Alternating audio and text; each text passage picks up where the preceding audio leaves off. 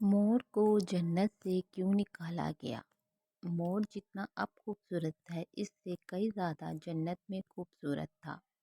مور کی خوبصورتی پہ سبھی پرندے فدا تھے، لیکن ان سب خوبیوں کے باوجود مور سے ایسی کون سی خطا ہو گئی تھی جس سے اللہ تبارک تعالیٰ نے مور کو جنت سے نکال دیا۔ اللہ تبارک تعالیٰ نے جب حضرت آدم علیہ السلام اور اماں حوا کو پیدا فرمایا، اس کے بعد ان کو جنت میں بھیج دیا۔ وہ دونوں جنت میں بہت ہی پرسکون رہتے تھے، بہت ہی لذیذ میوہ پھل کھایا کرتے تھے، لیکن ایک اناج جس کو کھانے سے اللہ پاک نے انہیں منع فرمایا اور وہ اناج گندم تھا۔ چونکہ شیطان حضرت آدم علیہ السلام کی وجہ سے ہی جنت سے نکالا جا چکا تھا، اسی وجہ سے شیطان کی حضرت آدم علیہ السلام سے دشمنی ہو گئی تھی۔ شیطان یہ چاہتا تھا کہ وہ کسی بھی طرح حضرت آدم علیہ السلام کو جنت سے نکال دے اور ساتھ میں اماں حوا کو بھی جنت سے نکال دے۔ جب شیطان کو یہ خبر ہوئی کہ حضرت آدم علیہ السلام کو تمام میوے کھانے کی اجازت ہے لیکن گندم کھانے کی اجازت نہیں ہے، تو شیطان امتحان کی آگ میں لیے جنت کے دروازے کے پاس بیٹھ گیا اور 300 سال تک وہاں پر بیٹھا رہا کہ کوئی جنت کے دروازے سے باہر آئے اور شیطان اس سے بات کر سکے۔ ایک دن اچانک سے مور جنت سے باہر آ گیا۔ شیطان اس کو دیکھتے ہی بہت خوش ہو گیا۔ شیطان نے پوچھا، اے خوبصورت پرندے، تم کون ہو؟ مور بولا، میں مور ہوں، اب تم اپنا تعارف کرواؤ۔ شیطان نے جواب دیا کہ میں عالم کروبیہ کا ایک فرشتہ ہوں، میں اللہ پاک کی عبادت سے ایک پل بھی غافل نہیں ہوں۔ میں چاہتا ہوں کہ میں جنت میں جاؤں، وہاں کی نعمتوں کا اپنی آنکھوں سے مشاہدہ کروں۔ شیطان مور سے کہنے لگا کہ تم مجھے جنت کے اندر لے جاؤ، میں تمہیں 3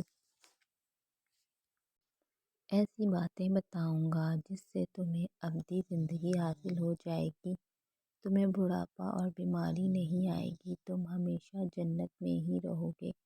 شیطان کی یہ باتیں سن کر لالچ میں آ کر مور نے کہا کہ مجھ میں تو اتنی طاقت نہیں ہے کہ میں تمہیں جنت کے دروازے لے جاؤں، لیکن ایک سانپ میرا دوست ہے، وہ شاید تمہاری مدد کر سکے۔ یہ کہہ کر مور سانپ کے پاس آیا، اس کو ساری باتیں بتائیں۔ سانپ بھی شیطان کی باتوں سے بہت خوش ہوا، پھر شیطان کو اپنے منہ میں چھپا کے جنت میں داخل ہو گیا اور یوں شیطان اپنی چال میں کامیاب ہو گیا۔ جنت کے تمام مہمانوں کو یہ معلوم تھا کہ شیطان یہ چال چل رہا ہے اور جنت میں داخل ہو چکا ہے۔ فرشتے شیطان کو جنت سے نکالنے لگے، تبھی اللہ پاک کا حکم ہوا کہ اس کو ابھی تک جنت میں ہی رہنے دیا جائے۔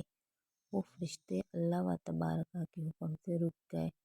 شاید یہ حضرت آدم علیہ السلام کا امتحان تھا۔ شیطان حضرت آدم علیہ السلام کے پاس اور اماں حوا کے پاس جا کر اپنی محبت کا اظہار کرنے لگا۔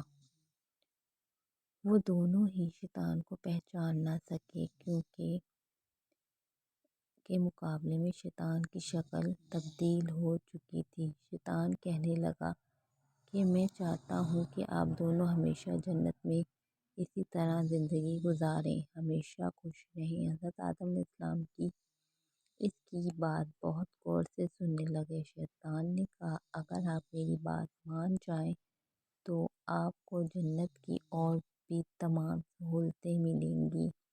حضرت آدم علیہ السلام شیطان کے بہکاوے میں آ کر کہنے لگے کہ یہ کس طرح ممکن ہے؟ شیطان کہنے لگا، ایک گندم کا دانہ اگر آپ دونوں چکھ لیں تو آپ کو ابدی حیات حاصل ہو جائے گی اور آپ جنت میں ہی رہیں گے۔ یہ بات سن کر حضرت آدم علیہ السلام کے دل میں رجحان پیدا ہوا، لیکن ان کے دل میں اللہ کی نافرمانی کا خوف غالب آ گیا، جبکہ اماں حوا شیطان کی باتوں میں آ گئیں، جس سے اماں حوا نے حضرت آدم علیہ السلام کو راضی کر لیا۔